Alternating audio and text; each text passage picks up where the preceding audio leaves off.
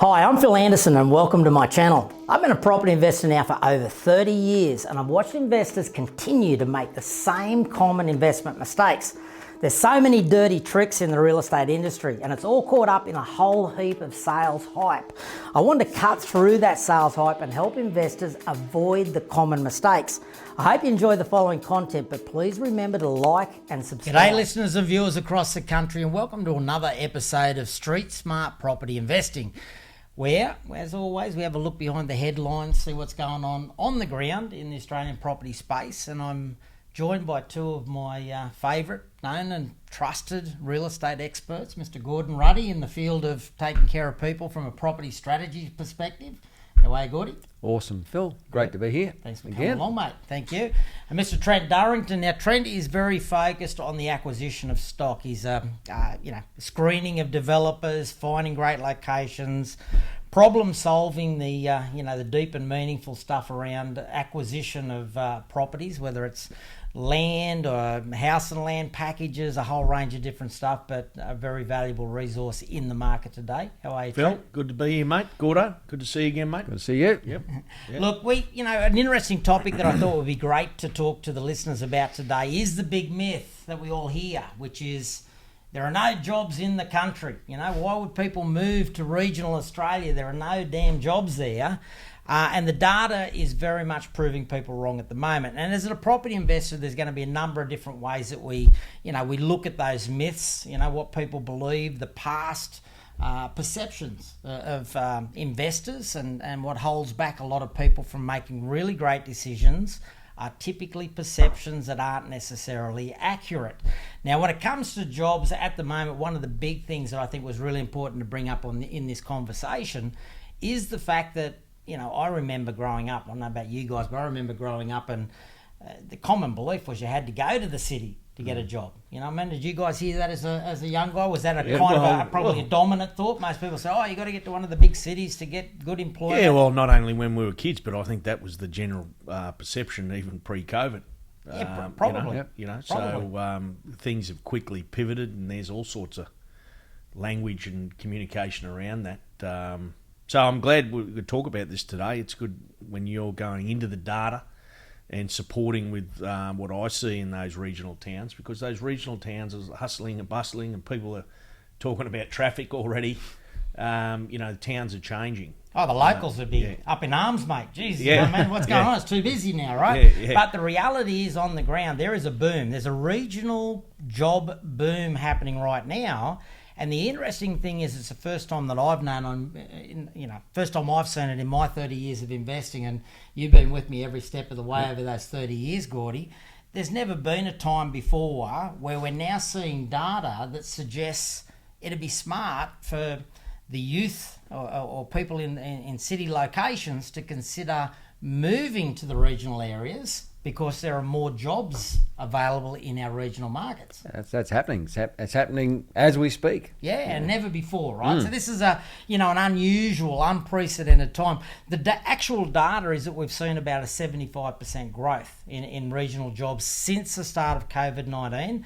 That trend is accelerating, a 75% growth, yeah, right? Okay. The trend, the percentages are growing at a rapid rate of knots. And what seems to be happening and what I'm learning from all different parts of the data and looking at the research, which there's rabbit holes all over the place. But the people that are downsizing, which was always expected in these regional markets, that many of these regional locations were preparing for the downsizers, for the baby boomers. And so a lot of people, perhaps underestimated the what was going to come in the regional markets. I know we didn't. None of us could have foreseen how much COVID has played into the hand of the regional markets. But that swell of population, the baby boomers downsizing, moving into those regional locations, was always going to create employment, in the health sector, just their general needs in those local markets, tightening of the markets and so forth from a housing supply, construction. There's always going to be some spin-offs. Yep.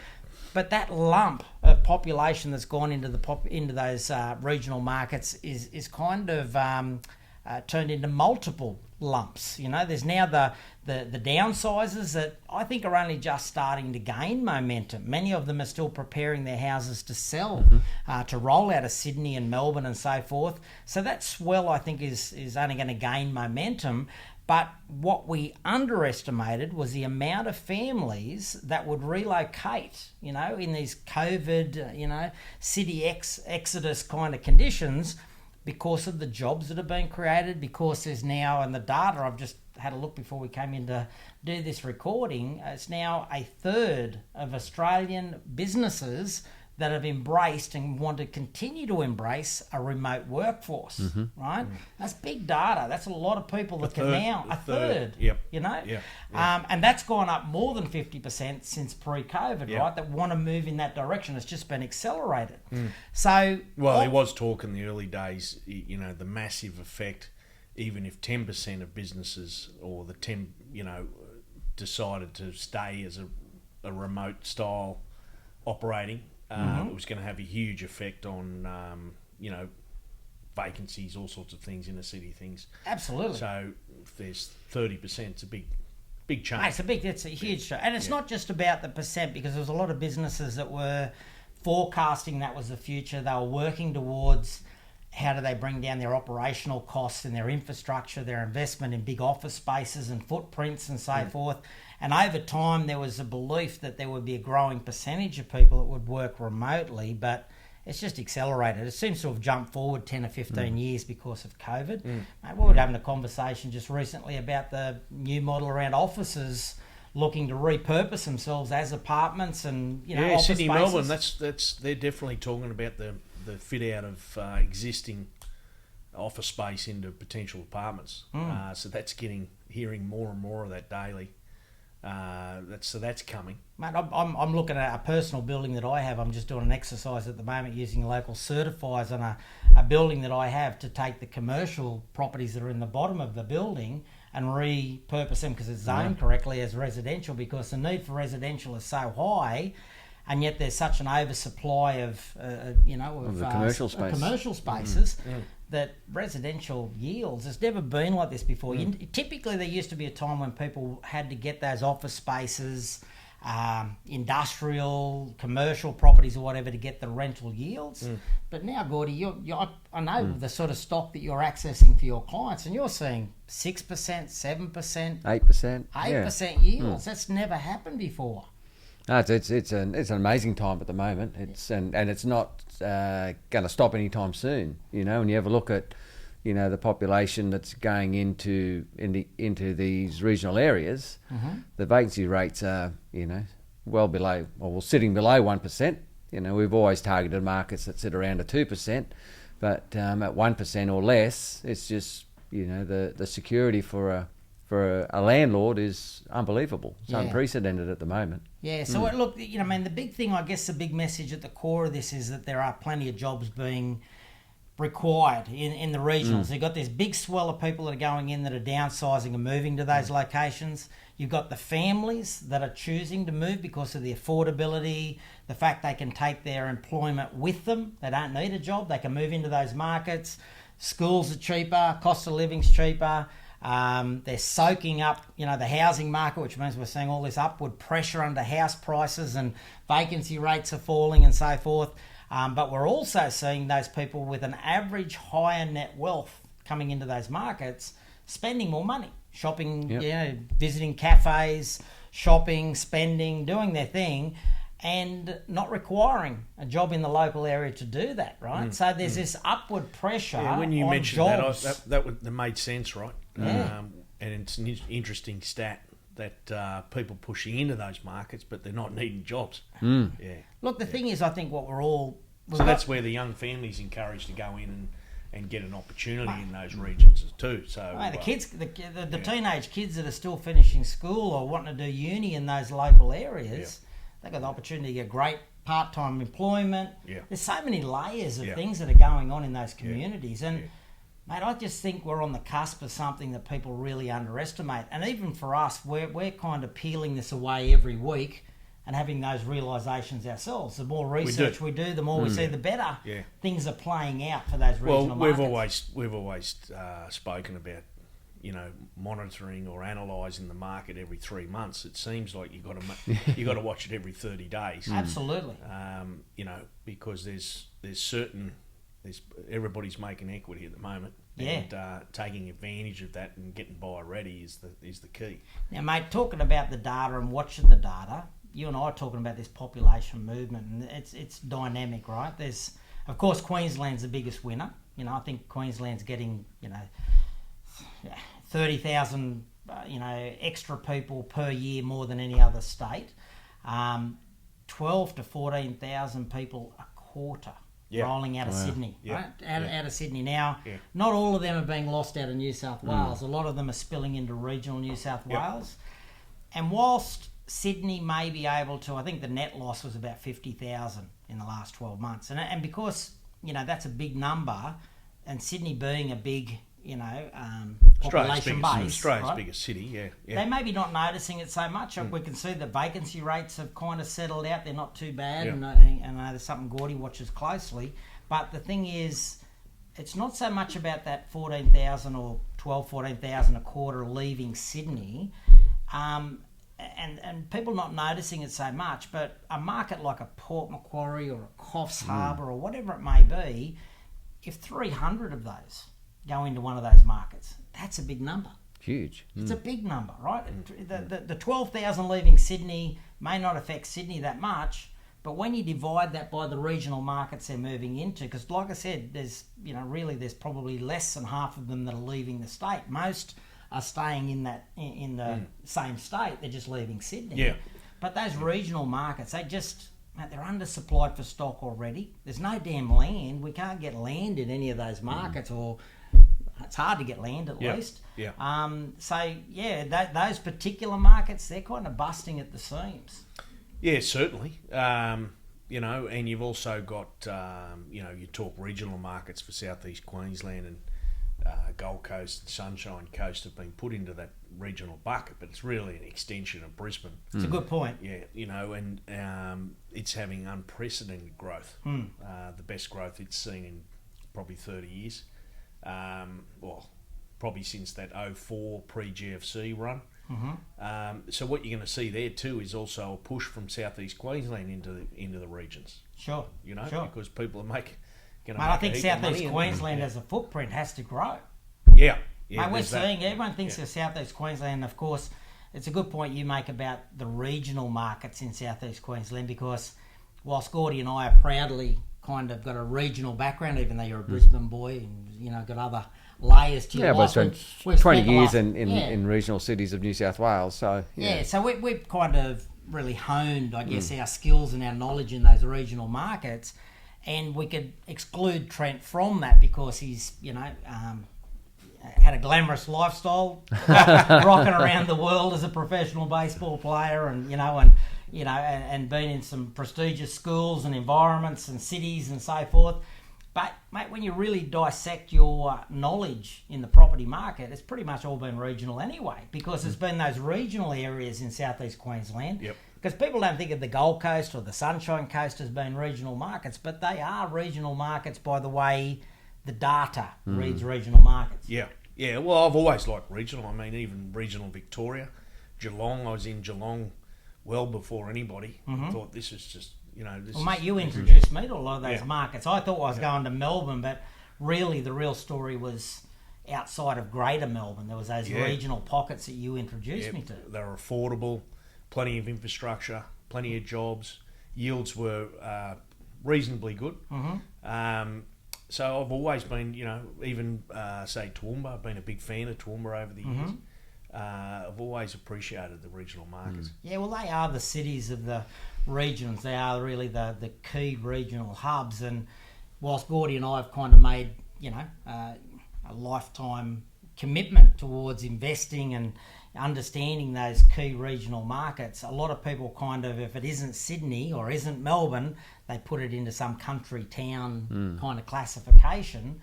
But the truth is, on the ground, they've always been the sweet spot. They've always been the ones that have been affordable, etc., etc. But now they're also becoming the powerful, asset class, I think, over this next 5 or 10 years.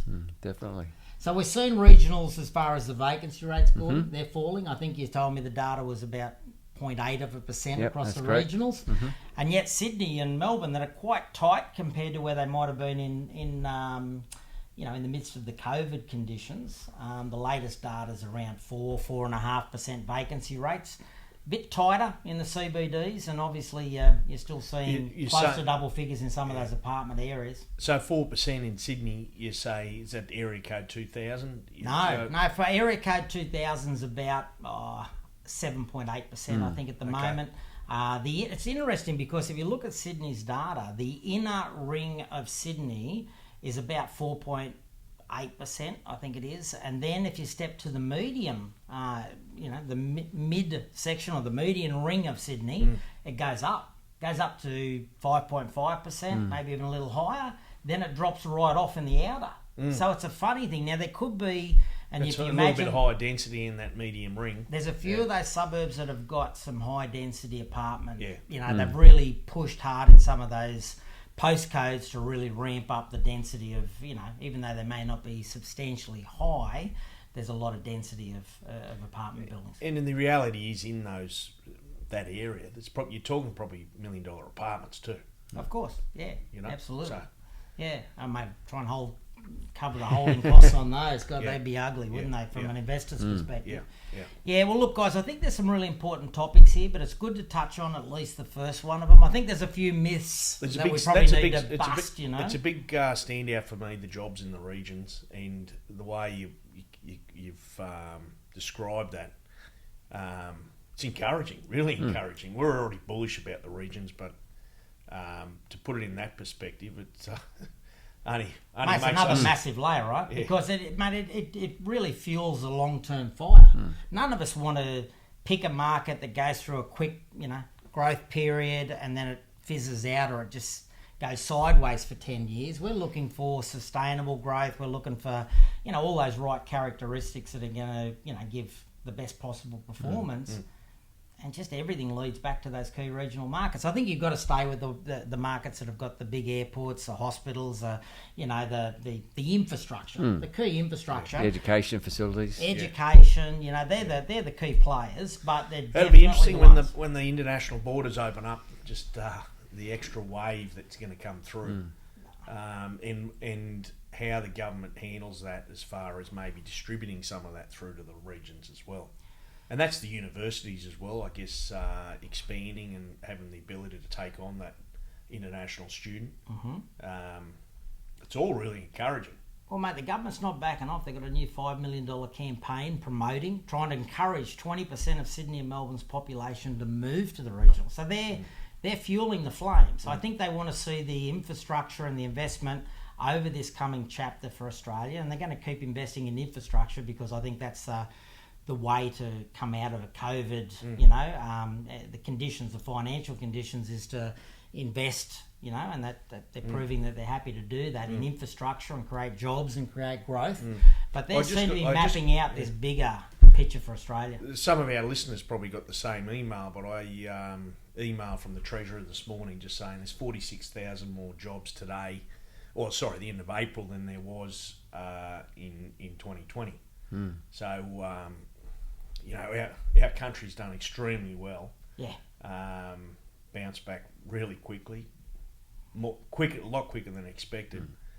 And it appears that they're getting the COVID under control. So, hard to gauge when the borders will open, but it's another wave for sure. But it's so many unknowns, so many things that I think we can... rabbit holes we can go down. So many people that are preparing to sell in Sydney and Melbourne at the moment. There's up to 1 million houses currently in preparation to sell over the next sort of 18 months, and that's another topic I'd love to show you the data on. Many of them have used the the grants from the government was providing and so forth to do the kitchens and the bathrooms. They're in preparation to sell. As they sell, they'll create more listings. Listings create listings. There's a lot of people that can't sell their family homes because they can't find another place to buy. There are a lot of things going on in Yeah, the that's- market. There's yeah. a spillover. That's a bit of space we should jump into. Oh, Yeah. for sure. Yeah. Because that'll flatten the market. And of course, it's due for that. Sydney and Melbourne are due to have a bit of time where they don't have the growth. So I'm not overly worried about that. But if it did start to cause any, sort of effect where we see a little bit of a correction in the Sydney and Melbourne market, government's got that tap to turn on, and the immigration, I don't think Australia's ever been in a better position to attract whoever it is that they want to accept, high net wealth, skilled, whatever it is that they decide they will allow into Australia. Man, we've got to be looking very attractive for people who want to migrate at the moment. Mate, our Sydney Melbourne listeners may be thinking to themselves, should they be moving? Mate, many of them are. I'm talking to plenty of people from Melbourne, particularly at the moment, that are just so frustrated, and poor things have had a rough trot with the lockdowns and so forth, and with a winter, another lockdown. There's a lot of people that are weighing up their options at the moment.